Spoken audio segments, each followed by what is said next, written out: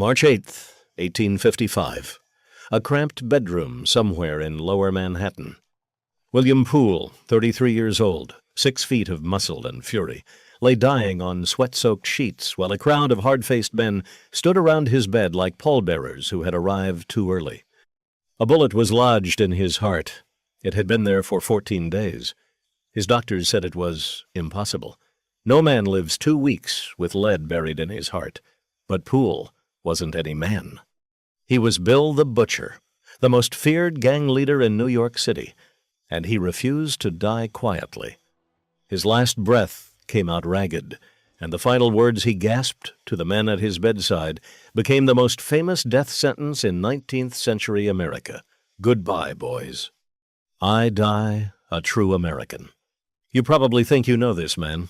Daniel Day-Lewis played a version of him in Martin Scorsese's Gangs of New York, one of the greatest performances in film history. But here's the thing. The movie got his death completely wrong. Thank God, I die a true American. The film shows Bill the Butcher dying during the Civil War draft riots of 1863. That never happened. The real William Poole died 8 years before those riots, 6 years before the first shots of the Civil War were even fired at Fort Sumter. And the way he actually died was so dramatic, so drawn out, so impossibly savage, that even Scorsese couldn't put it on screen. This is the story of how a butcher's son from New Jersey became the most dangerous man in Manhattan. How politics, gang warfare, and raw hatred between immigrants and nativists turned the streets of New York into a war zone. And how a single gunshot in a Broadway saloon created a martyr whose funeral procession shut down the entire city. But here's what most people never talk about. The man who ordered that hit didn't just get away with it. He went on to become a United States congressman. And nobody did a thing about it. William Poole was born on July 24th, 1821, in Sussex County, New Jersey. His parents were of English descent, working people. His father was a butcher by trade, and when William was 11 years old, the family packed up and moved to New York City to open a shop in Washington Market. That's the area you'd know today as Tribeca. Back then, it was the beating heart of Manhattan's wholesale food trade. Loud, bloody, crowded with livestock and men who worked with their hands and settled arguments with their fists. Young William learned to cut meat. He learned it well. He was good with a cleaver and even better with a knife. But the butcher shop taught him something else, too. It taught him how to handle blood without flinching. By the time he was a teenager, Poole was already known in the neighborhood. Not for his skill at the cutting block, for his skill in the streets. He was big for the era. Over 200 pounds, close to 6 feet tall, and he fought like an animal. Bare-knuckle boxing was his proving ground, but Poole didn't fight clean. He was known for gouging out eyes, biting off pieces of men's faces, and beating opponents until they couldn't stand. One newspaper account from 1846 described Poole and an associate staging dogfights on Christopher Street. When a bystander tried to intervene, Poole gouged the man's eye out of its socket. That's who he was. Not a gentleman fighter, a predator. By the early 1850s, Poole had risen to lead a gang called the Washington Street Gang. It eventually merged with others and became something much bigger, the Bowery Boys. You have to understand what New York City looked like in this era. Massive waves of Irish Catholic immigrants were flooding into the city, settling in the slums of the 5 Points. The political machine known as Tammany Hall saw opportunity. They met immigrants at the docks, helped them find work and shelter, and in return demanded loyalty at the ballot box. It was a system built on favors. And it worked. Poole hated every bit of it. He was a proud native-born Protestant who saw these immigrants as a threat to everything he believed America was supposed to be. He aligned himself with the Know-Nothing Party, a secretive nativist political movement that wanted to strip immigrants of their voting rights and ban Catholics from holding public office. Poole and the Bowery Boys became the street muscle of the Know-Nothings. They didn't just campaign against immigrants, they terrorized them. Beatings, arson, intimidation at polling places.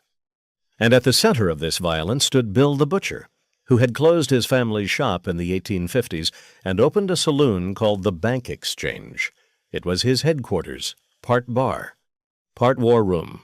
On the other side of this war was a man named John Morrissey. Born in Tipperary, Ireland in 1831, Morrissey was everything Poole despised: an immigrant, a Catholic, a fighter. Morrissey had come to America as a toddler, grew up dirt poor in Troy, New York, worked in mills and iron foundries as a child, and eventually landed in the city as a bouncer in a brothel. He was rough, fearless, and he had fists like sledgehammers.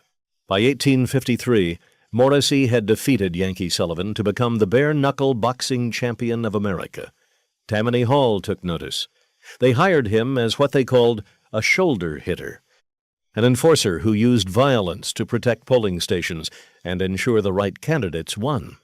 Morrissey ran the Dead Rabbits, the most feared Irish gang in the 5 Points. And he despised Bill the Butcher. The hatred between these two men ran deep. In 1854, they found themselves on opposite sides of the New York mayoral election. Tammany Hall backed Fernando Wood. Poole's know-nothings fought against him. Tammany won, and during that campaign, Poole and his boys viciously attacked Morrissey and his Dead Rabbits while they were guarding ballot boxes.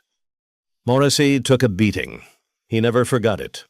On July 27, 1854, Morrissey challenged Poole to a bare-knuckle fight at the Amos Street dock. He showed up ready. But Poole had stacked the crowd with his own men.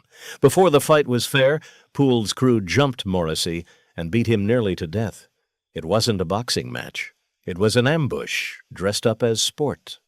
Morrissey walked away humiliated, swollen, bleeding, nursing a hatred that would only grow. Then came January of 1855. One night at a Manhattan tavern, Jim Turner, one of Morrissey's Tammany associates, picked a fight with Tom Heyer, Poole's closest ally and a champion prizefighter in his own right. Guns were drawn. Shots fired into walls as warnings. Louis Baker, another Tammany enforcer who also happened to be a recently fired New York City police officer, was beaten unconscious by Heyer. The streets were boiling over. Everyone knew something worse was coming. Nobody knew it would come so fast. February 24th, 1855. Stanwix Hall, 579 Broadway, near Prince Street. The center of New York nightlife in that era. On this night, John Morrissey was drinking in a back room when he heard a familiar voice. Bill the Butcher had walked in. Morrissey couldn't help himself. He stormed out of the back room, stood face to face with Poole, and let loose a torrent of abuse. Then he pulled a revolver and fired 3 times at Poole's head. Every shot misfired. The gun was useless. Poole drew his own weapon but didn't fire. Someone reminded him that Morrissey's pistol had jammed. Killing an unarmed man, even this unarmed man, wasn't worth the trouble. Officers arrived. Both men were arrested. Both were bailed out within the hour. Morrissey went home. But Poole made a fatal mistake. He went back to Stanwix Hall. He stayed there past midnight, drinking. He wanted to apologize to the bartender for the earlier trouble. Here's where it gets dark. Shortly after midnight, now the early hours of February 25th, Baker, Turner, and Patrick McLaughlin, the man they called Podine, walked into Stanwix Hall with several other Tammany men. Podine was the last one in. He locked the door behind him. Then he walked straight up to Poole. "What are you looking at, you bastard?" He spat directly into Poole's face. Poole stayed calm, ice cold. He reached into his pocket and pulled out 5 golden eagle coins, $500. He slapped them on the bar and offered to wager that he could whip any one of them, one at a time. Nobody took the bet. Instead, Turner barked one word: "Sail in." Then he yanked out a Colt revolver and started shooting. The first shot went wild. Turner actually shot himself in the arm. But his second shot found its target. The bullet tore through Poole's leg. The big man went down. What happened next was chaos. Poole either lunged at Baker or fell on top of him. They grappled on the floor of the saloon, rolling through spilled whiskey and broken glass. Baker managed to pull his own revolver while they were tangled together. He pressed it against Poole's chest and said the words that would seal a death sentence. "I guess I'll take you anyhow." He pulled the trigger. The bullet went through Poole's chest and lodged directly in his heart. Baker fired again for good measure. Then he scrambled to his feet and ran. But Bill the Butcher didn't die on that saloon floor. He staggered to his feet. He grabbed a butcher knife, and with a bullet in his heart, he chased Louis Baker toward the door.